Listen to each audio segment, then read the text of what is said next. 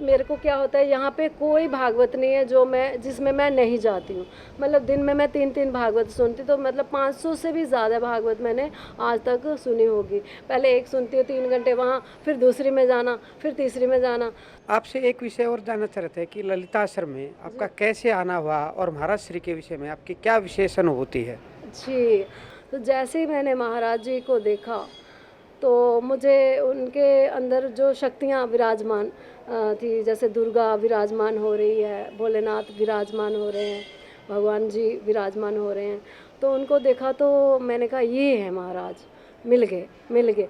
तो मैंने कहा अरे ये हैं जिन्होंने तप किए हुए हैं। तो मैंने कहा अब देखती हूँ कि परीक्षा भी लेते हैं कि नहीं, देखती हूँ ये मुझे पहचानेंगे या नहीं। तो मैंने वही भागवत में जब ये वो गायन एक चला, तो मैं उसमें बहुत मैंने खूब घुमकती थी, मैं 3-3 घंटे घुमकती रही। जब मैंने नृत्य किया तो महाराज जी ने उस समय कहा कि देखिए ये नृत्य जो कर रही हैं, इस शक्ति को कोई नहीं पहचान सकता। इतने राउंड जी इतने लगाए हैं ना इन्होंने, 1 घंटा घूम किए हैं, कोई नहीं घुमक सकता। नहीं तो एक चक्कर लगाएगा तो वो धड़ाम से गिर पड़ेगा। तो आप लोग जान नहीं रहे कि कौन शक्ति करे। तो तब हमने देखा अरे ये एक महाराज तो निकले जिन्होंने हमारी पहचान करी। तो मैंने कहा क्योंकि मैंने तो महाराज जी की पहचान कर ली थी कि महाराज जी के अंदर जो है ये शक्तियाँ जो हैं विराजमान हो रही हैं, और अति तपस्वी, मतलब इन्होंने तप किए। देखो उस युग के जो संत होते थे वो सच में ही संत होते थे, मतलब वो सच में ही तपस्या करते थे, है ना। तो आजकल क्या है, आजकल कोई भी संत बन जाता है, लेकिन उस युग में क्या था, उस टाइम पे क्या था, जो महाराज के टाइम की जो तपस्वी संत जो थे, तो इनको मैंने जब देखा मैंने कहा ये तो बहुत बड़े तपस्वी हैं, क्योंकि मेरी भी कोई पहचान नहीं कर सकता। क्योंकि आत्मबोध जिसको कहा जाता है, ब्रह्म ज्ञान, तो जब तक ब्रह्म ज्ञान ना हो, आत्म बोध ना हो, वो दूसरे की पहचान नहीं कर सकता। उसके लिए तो शरीर है, ये उस नाम का शरीर है, ये वो इंसान है, वो इंसान है। लेकिन वही उसकी पहचान कर पाता है जो कि जिसने ईश्वर को देखा हो, वही उस दूसरी आत्मा की पहचान कर सकता है।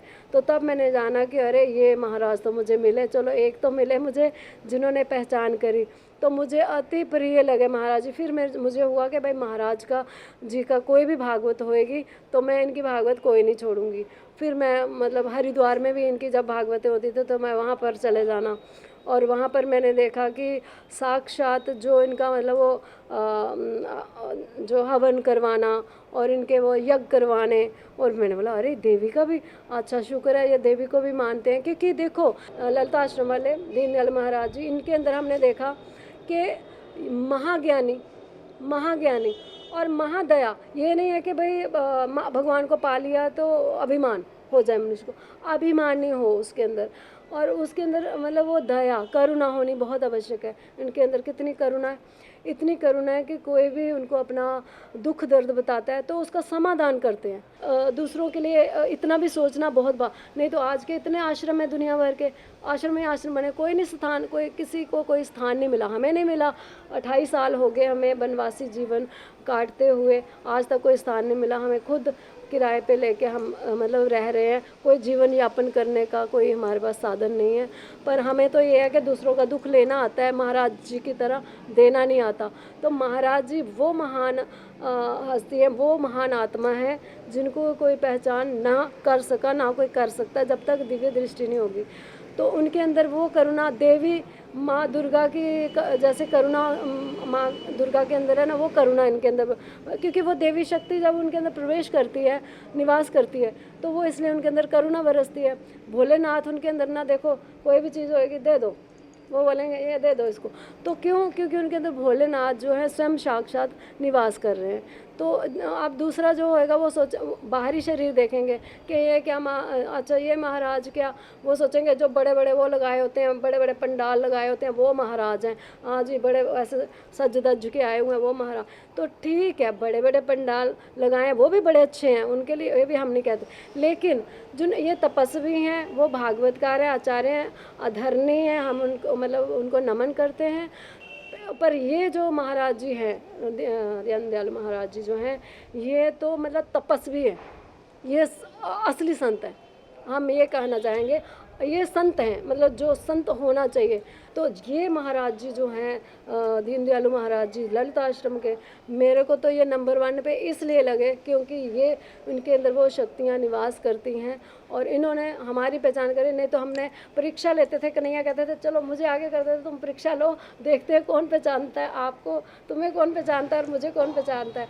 तो देखा हमने कि भाई पहचान क्या ठीक है करनी, हो सकता है वो पहचान करते भी हो, लेकिन जो दूसरे राक्षस के लोग वहाँ पहुँच जाते थे उनको भड़काने के लिए कि मीरा आई है, अरे मीरा को बाहर करो, तो मतलब उनको बेचारों को क्या पता, वो भी भोले हैं। चलिए उनकी करनी उनके है आगे ना, ठाकुर जी जैसे देखेंगे। अनिरुद्ध जी हैं बहुत अच्छे हैं, पर उधर भी उस राक्षस ने भेज दिया था एक राक्षस, वो बहुत अच्छे हैं, वो भोले हैं, तो उनको भी भड़का मतलब वो करने के लिए किया गया, लेकिन वो बेचारे बहुत अच्छे हैं, बहुत भोले हैं। तो सभी वंदनीय मेरे लिए, मेरा आशीर्वाद है कि सब खुश रहें। आप हमारे संतवाणी चैनल को सब्सक्राइब करें, वीडियो को लाइक करें, शेयर करें और हाँ, बेल आइकन पर क्लिक करना बिल्कुल ना भूलें ताकि हमारी किसी भी वीडियो की सूचना सबसे पहले आपको मिले।